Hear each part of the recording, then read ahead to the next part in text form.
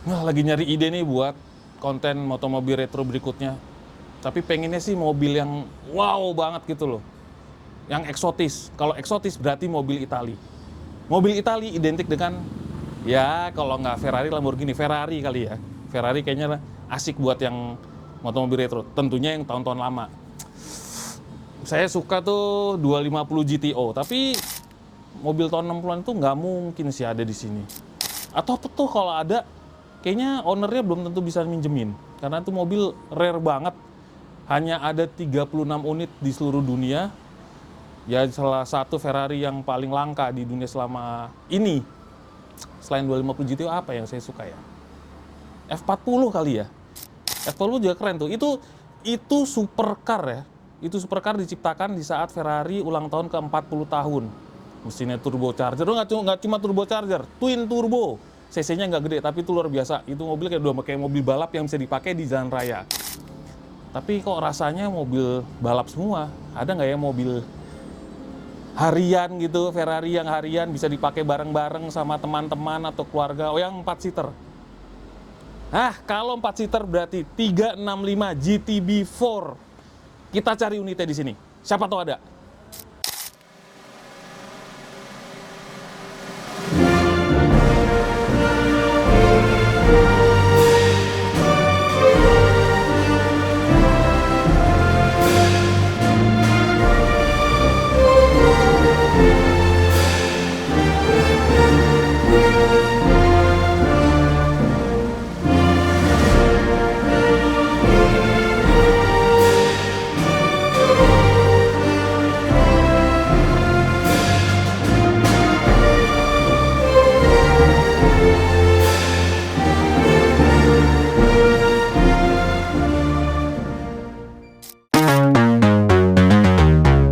Halo YouTube, selamat datang di channel Motomobi. Ini adalah segmen Motomobi Retro. Melalui segmen ini kami akan mengulas mobil-mobil keren yang pernah ngetop di masa lalu dan masih mengundang banyak perhatian di masa kini. Ya, saya akhirnya ketemu dengan Ferrari 365 GTB4 Daytona. Jadi julukannya Ferrari Daytona. Luar biasa, mobil ini lahir pertama kali di akhir tahun 60-an, dan kebetulan mobil yang ini lahirnya tahun 1970.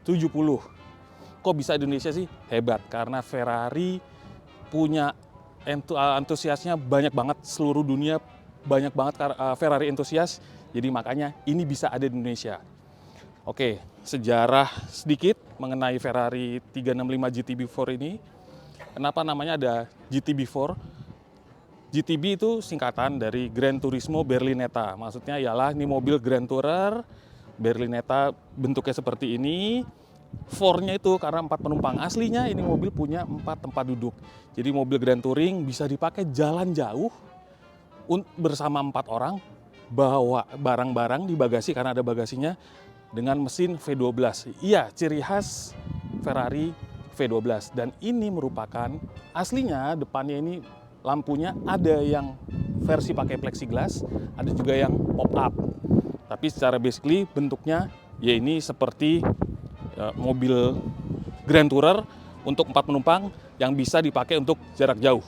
Jadi Ferrari 365 GTB4 ini juga punya saudara, namanya 365 GTS4. Jadi kalau yang B, yang Berlinetta, itu bentuknya coupe gini. Kalau yang S, Spider, berarti udah tahu dong, pasti cabriolet. Jadi kalau yang B, yang Berlinetta ini, yang bodi coupe gini, itu diproduksi dari tahun 1968 sampai 1973. Jumlah total yang diproduksi adalah 1.284. Sedangkan yang cabriolet, ya dikit lah, cuma 122 unit lah, lebih rare.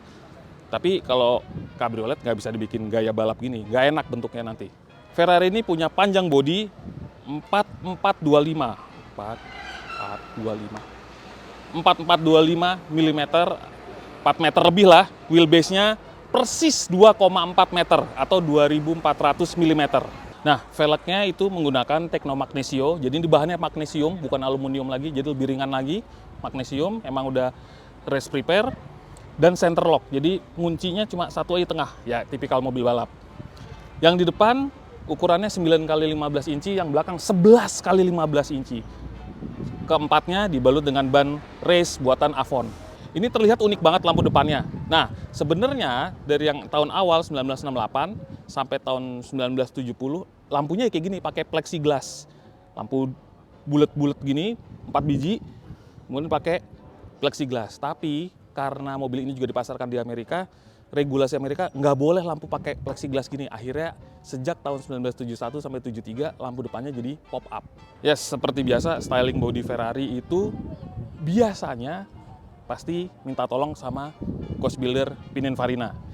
Tapi yang bikin sketsa pertamanya adalah namanya Leonardo Fioravanti. Dia salah satu staff di coach builder Pininfarina. Dan ini mengubah gaya desain Ferrari yang awalnya agak bulet-bulet di tahun 60-an dengan adanya Ferrari 365 GT Before ini, bentuknya jadi ada tajam-tajamnya.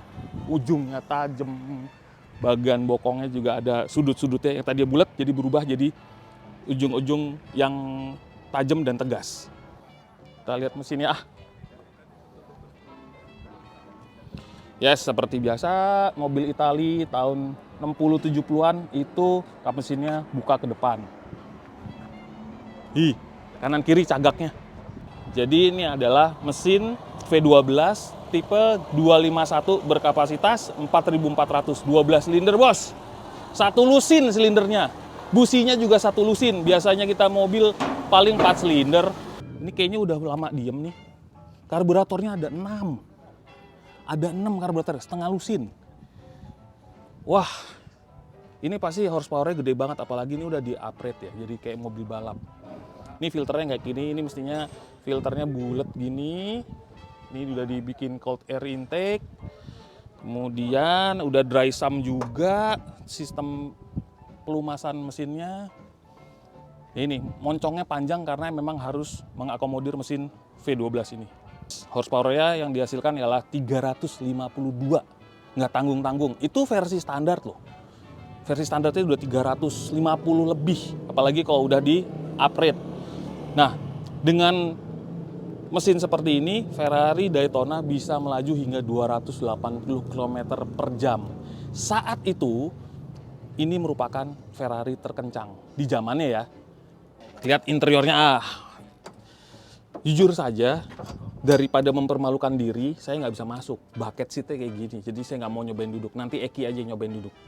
Oke, jadi pintunya buka gini, kemudian pagarnya kita buka, roll cage sebenarnya. Nah, nyangkut lagi. Nah, ini mobil transmisinya 5 speed, bisa dilihat.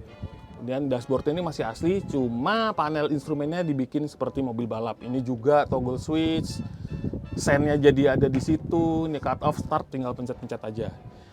Roll cage-nya nggak full sih ya, tapi emang ruangannya juga nggak mengakomodir untuk roll cage yang luar biasa kemana-mana.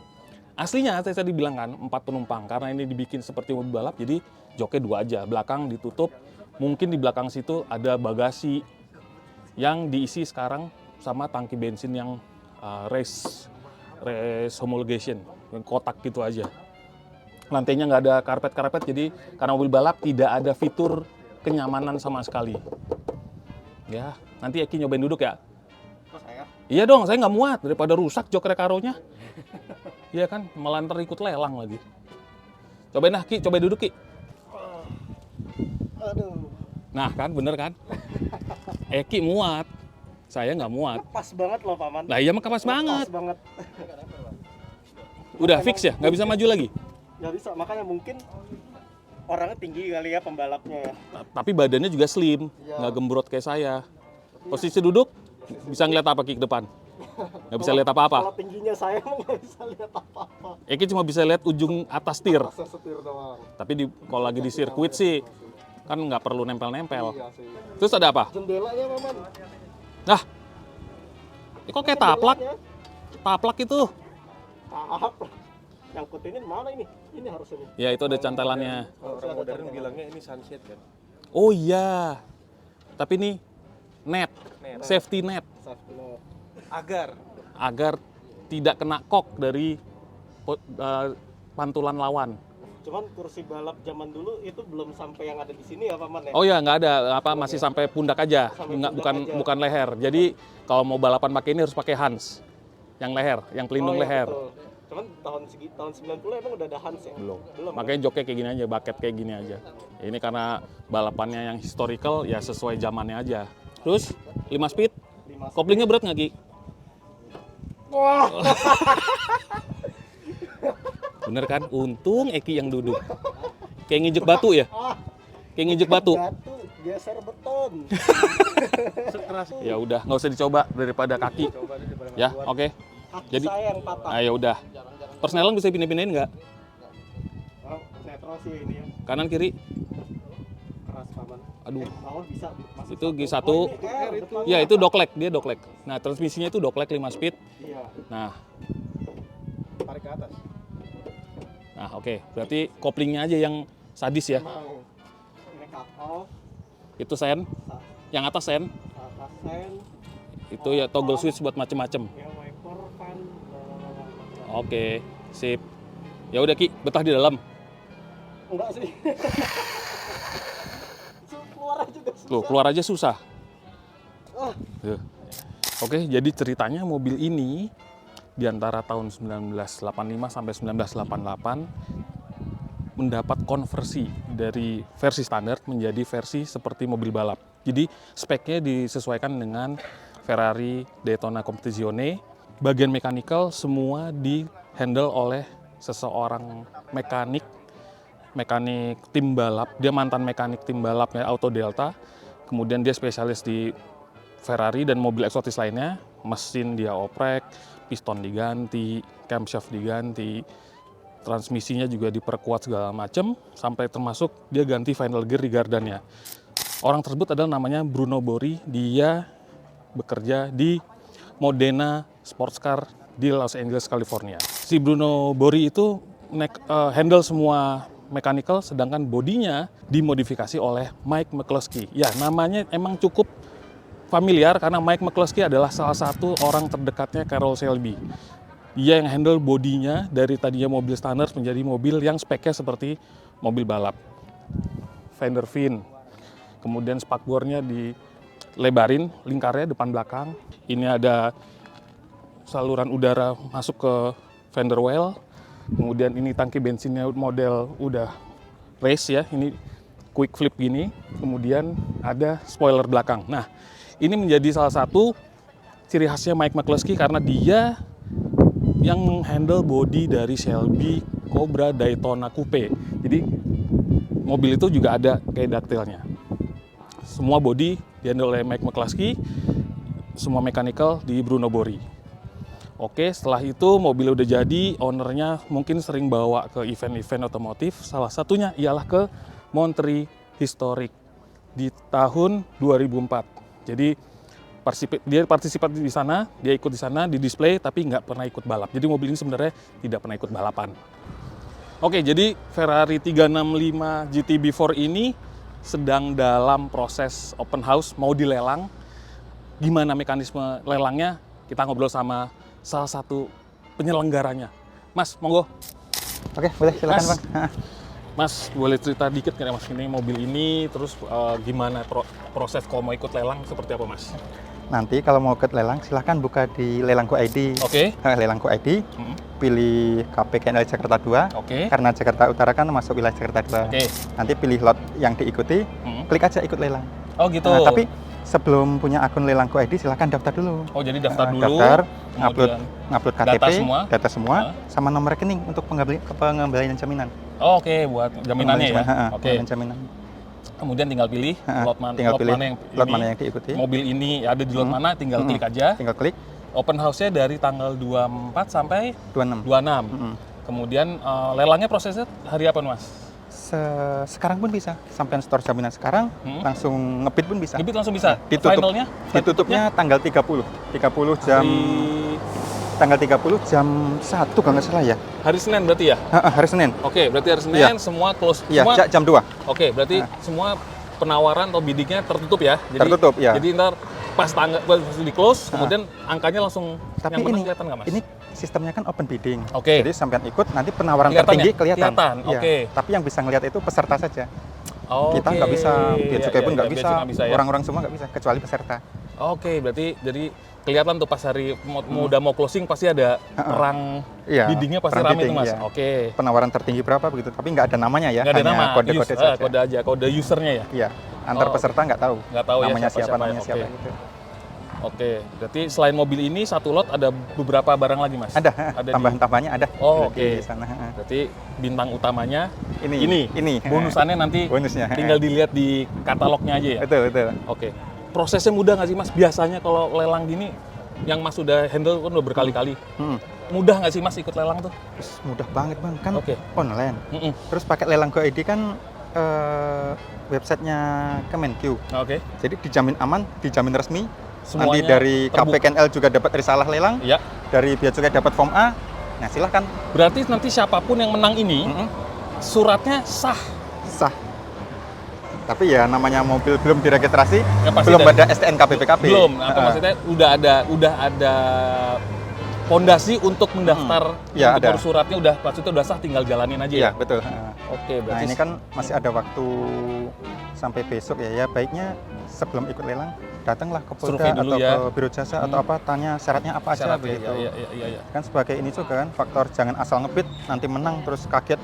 Nah iya, malah Gitu, nggak bisa jangan- diurus kan, iya. malah kaget segala macam. Oke. Jangan seperti itu. Kita open house 3 hari kan ya apa adanya gitu sih. Iya, pokoknya seperti ini semuanya transparan. Transparan. Semuanya terbuka, jadi dikontrol juga sama Bea Cukai segala macam, kelihatan semua ya, dikontrol semua. Oke. Resmi semua. Jadi- bisa ngecek fisik. Jadi prosesnya mudah, kemudian pasti dibantu semuanya. Pasti dibantu. Pasti dibantu, dikawal semua sampai kalau emang mau ngurus surat semuanya pasti dikawal dan dipantau semua. Mudah ya. Betul.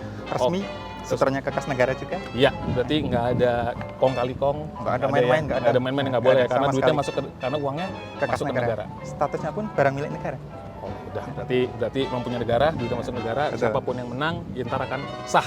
Ya sah. Secara betul. hukum, Betul. secara legal sah. Betul. Oke, buat Anda yang mau ikutan, segera daftar, ikuti proses lelangnya, survei dulu mobilnya, prosesnya mudah. Yang penting selain semua udah survei, menurut saya ada dua lagi Mas. Ada dua lagi yang perlu diikuti. Apa lagi? SNI sama ISO. Oh iya. Sudah nanya istri sudah oke. Gitu ya. Dua itu harus terpenuhi juga. Oke, happy bidding. Semoga Anda menang.